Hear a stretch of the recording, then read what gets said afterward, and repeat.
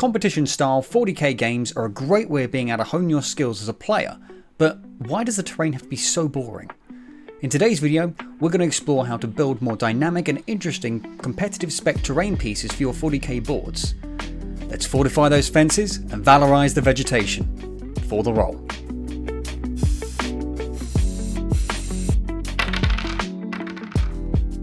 Competition terrain layouts are a great way to run any 40k game, as it gives you a clear breakdown of structure, line of sight, and clear interactions with the rules of the game. The main drawback though is usually down to the aesthetic.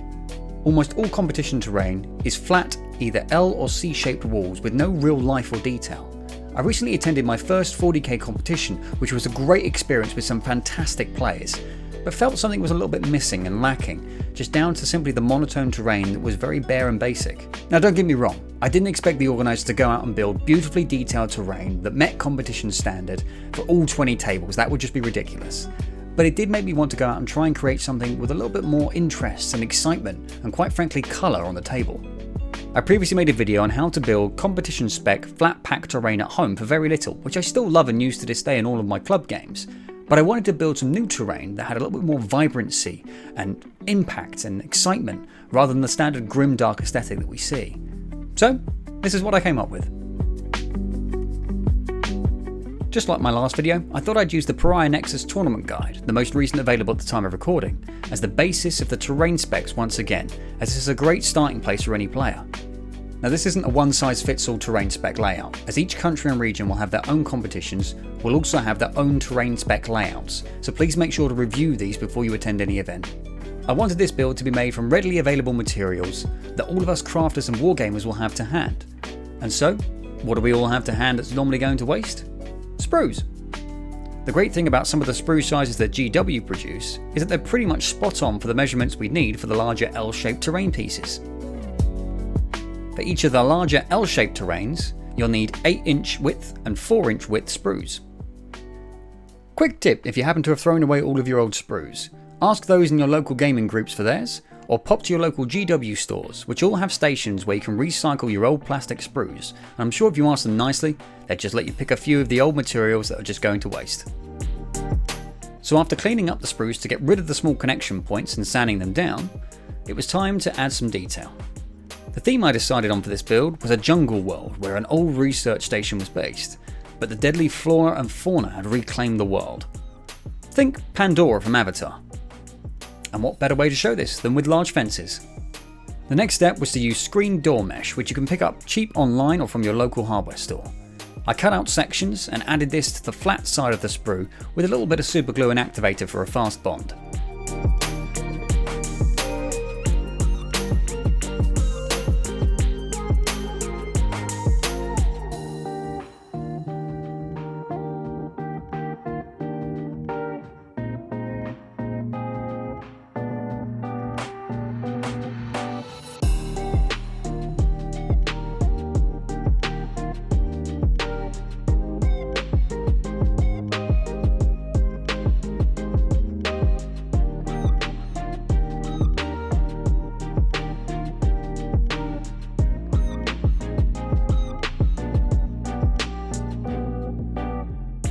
Connecting the two pieces of sprue together for the L-shaped building was easily done just by using a hot glue gun.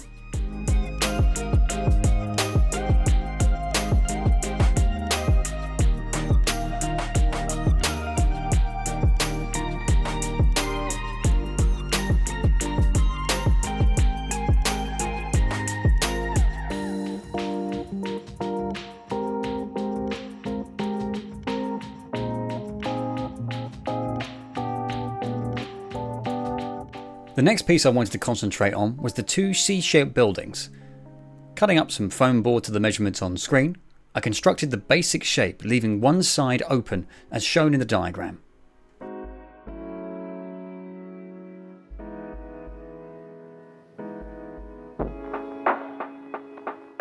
The first bit of detail I wanted to add was some flashing for the edges and corners just to neaten them up a bit.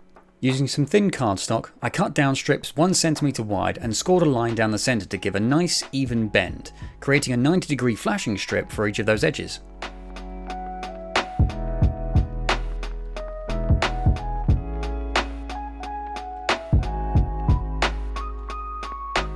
I found these packing supports in my bits box that I wanted to use to give some additional variety to the walls, whilst also giving the building a little bit more support.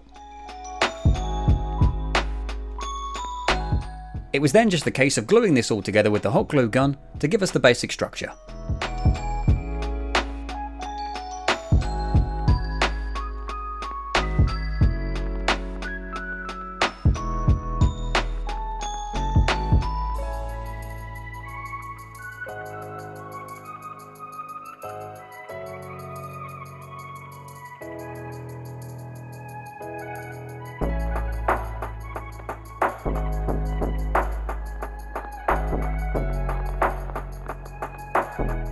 You can recreate this look just by cutting up more cardstock with angles to break up the flat faces in the building like this.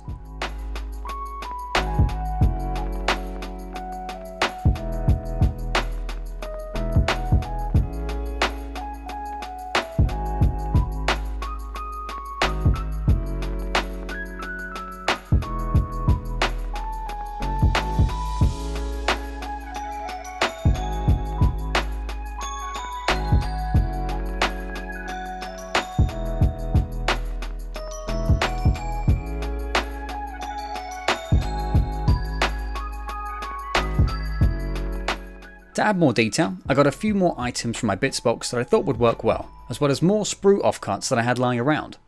Having a hoarder's mentality as a crafter certainly pays off in situations like this.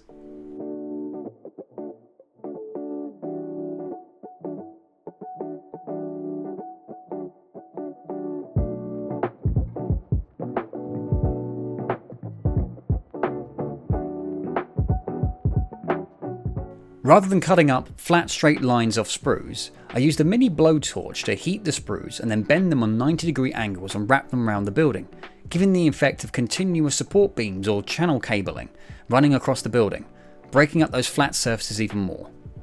If you don't have a mini blowtorch, a lighter will work well. Please just remember to be safe when using heat or flames of any kind and do so in a well ventilated area.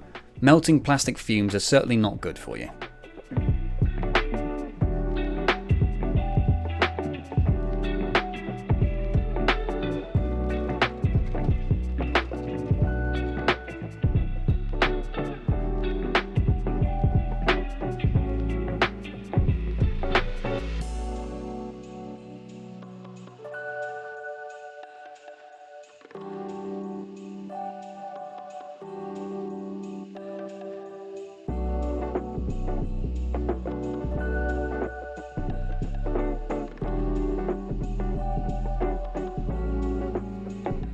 The next step was to cover the building in a generous layer of Mod Podge to strengthen the piece as well as give it a protective layer against the painting step.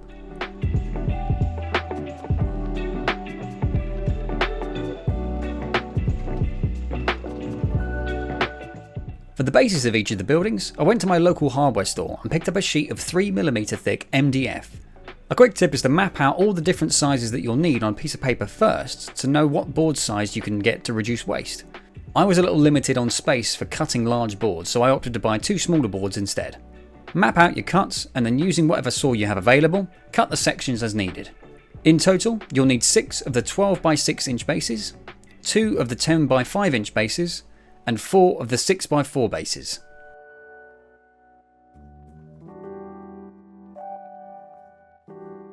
MDF board normally has a very smooth surface to its faces, and so in order to get any paint or flock to stick well, it's best to use a fine grit sandpaper just to rough up the faces to give a better contact. I also used sandpaper to bevel the edges of the bases so that they would flow nicely onto the battle map.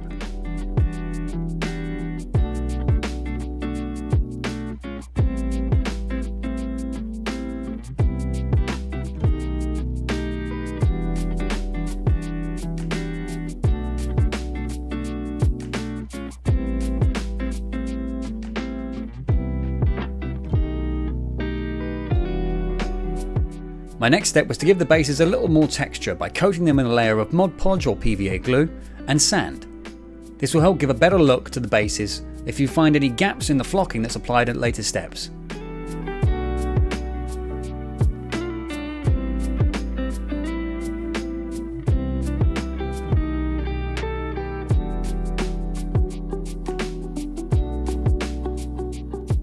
It It was then on to giving all of our pieces their base coat of paint. The fences were done in silver, the hab buildings in a white, and the bases themselves in a muddy brown. This can be done with either spray paints, an airbrush, or paintbrush.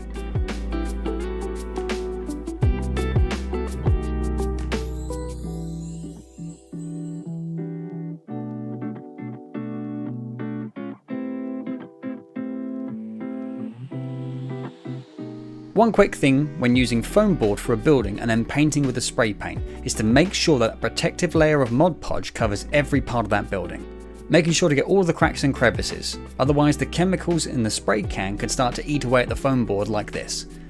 Luckily for me, the impact was minimal, and it actually worked quite well for my theme.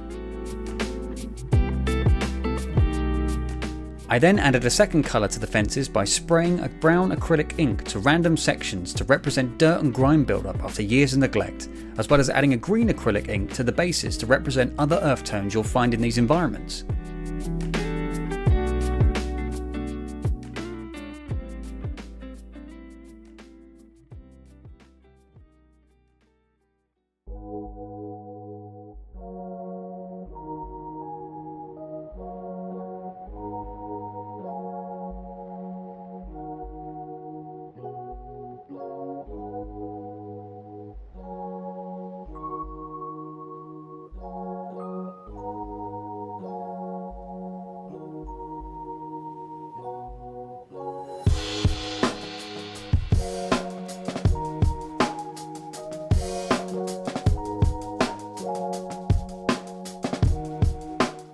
Now, for those of you looking to increase your skills as a player, having tournament terrain to practice on is a really useful tool. But why stop there? Another great tool to use comes from today's video sponsor, Adept Roll. Are you rolling dice, hoping for the best instead of knowing the odds? With the Adept Roll Math Hammer app for iOS and Android, the hard work of knowing the odds is done for you, running complex Math Hammer simulations in seconds. You can quickly import saved profiles for the units of your army and see the data firsthand. To show it in action, I can import my Custodes Warden's profile as the attacker and the Scorpec Destroyers as the defender. Remove the weapons profiles not being used, add any attack or defender global modifiers like sustained hits on 6s and -1 to AP, and then process the results.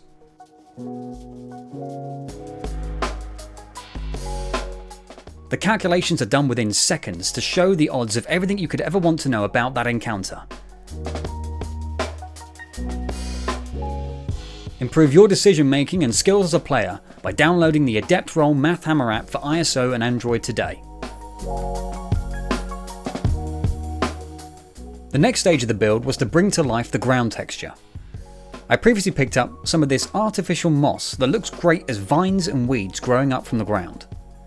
It comes bone dry, and so I tore strands from the main clump and rehydrated them using a sealer solution of 1 part PVA, 1 part isopropyl alcohol and 5 parts water, allowing me to position the strands any way I wanted, whilst also sealing these into the bases once it dried. Once the bulky moss was down, I then layered finer flocking in different colours on top of each other to build up the bases, and then sealed this all in with cheap, non-tacky hairspray that you can find at any local pound or dollar store.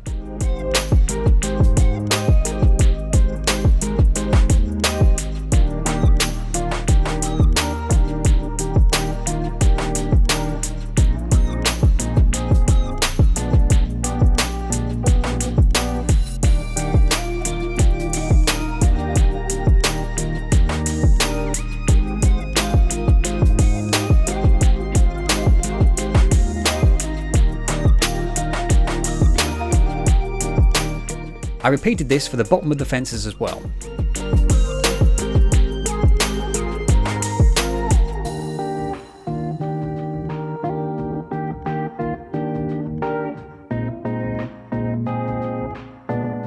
To give the fences a little more rust and dirt, I stippled on some pigment powders. First a darker rust colour, and then a lighter rust colour over the top, and once again sealed this in with a little more hairspray.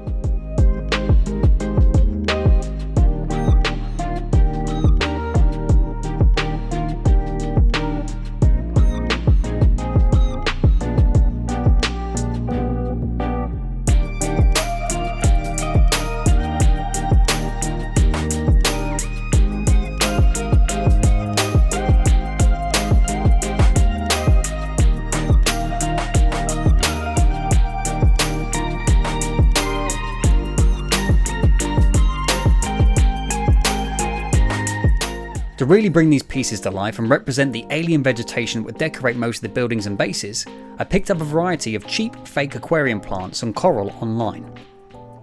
The bright colours and high saturation of these fake plants would lend itself to the strange outer world look that I was going for. To make the plants a little more realistic, I used a brown ink through an airbrush to slightly reduce the saturation and give a little more depth of tone to the obviously fake plants, which in my opinion really brought them to life. Leaving everything to fully dry for 24 hours, I came back the next day to start adding these plants to the fences and coral pods, layering in different colours as I went to break up the look and give even more depth.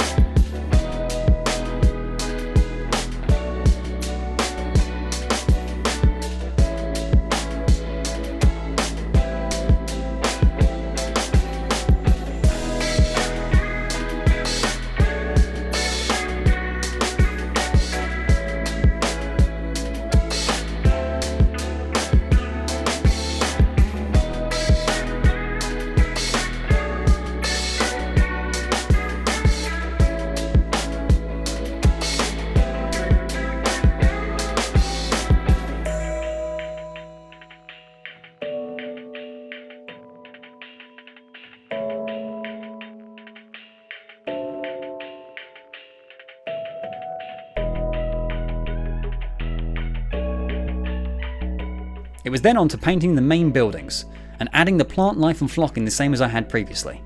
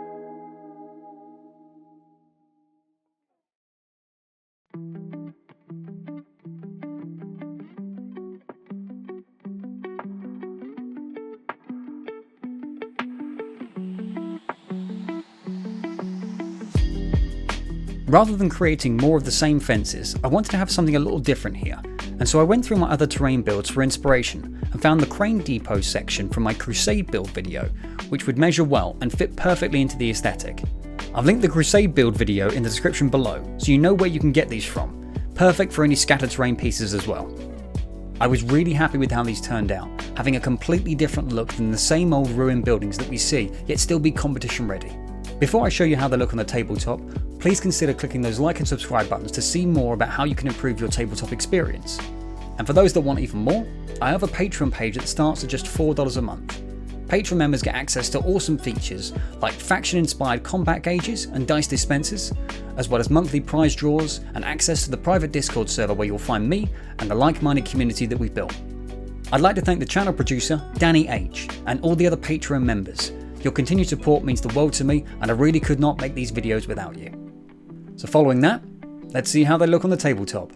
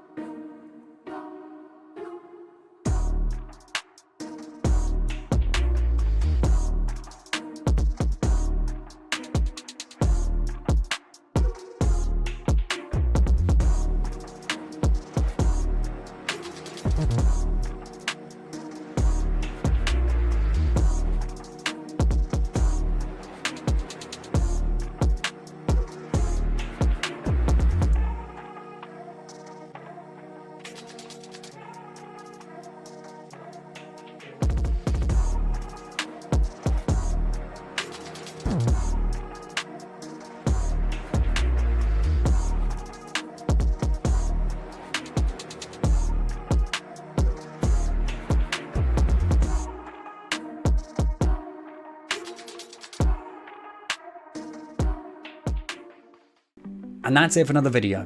Let me know what you think in the comments below. And are there any other themes that you'd like to see for competition terrain builds?